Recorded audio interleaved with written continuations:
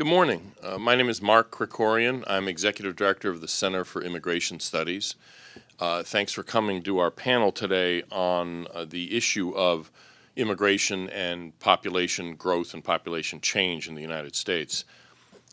This is obviously a really important issue because immigrants may have a variety of different effects on tax, fiscal issues, on the labor market, on assimilation. There's a lot of angles to the immigration issue, but the one thing that's undeniable is that immigrants add to the population. More people move here, there's more people. I mean, it's as simple as that, and yet it doesn't, that aspect of it, sort of the effect on population as a whole, just doesn't get the attention that it seems that it should in policy making. Because you would think that Congress, in making decisions about immigration, would think about, okay, well, what effect is this going to have 10 or 20 years from now? And yet that doesn't seem to factor into the equation at all. And the paper we are going to be talking about today looks at Census Bureau projection of overall population growth, but specifically with an immigration angle. And that's the reason we had to do it, as opposed to the Census Bureau itself doing it, is because the Census Bureau doesn't pull out the immigration parts of its calculations.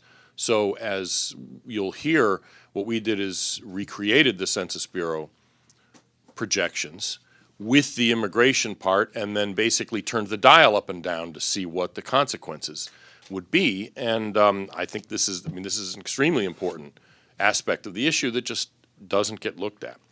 So our panel today is going to start with a presentation of the paper by its author. Stephen Camarota is Director of Research at the Center for Immigration Studies and has written extensively on demographic and economic consequences of immigration. We have two highly qualified, distinguished people to comment on the paper and then more generally on the issue. Nick Eberstadt is the Henry Wendt Chair in Political Economy at the American Enterprise Institute, has written extensively on demographic workforce issues, the demography of North Korea and China, for instance. His most recent book was on American workforce called Men Without Work that got quite a bit of attention. It's an important book.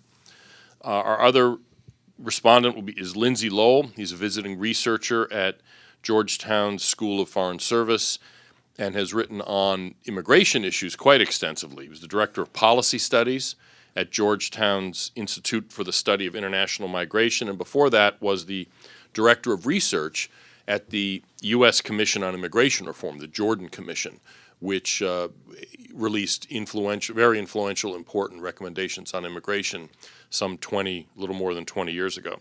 So we'll start with Steve, then our two respondents, and then we'll take questions, and we have a microphone for those questions. So, Steve?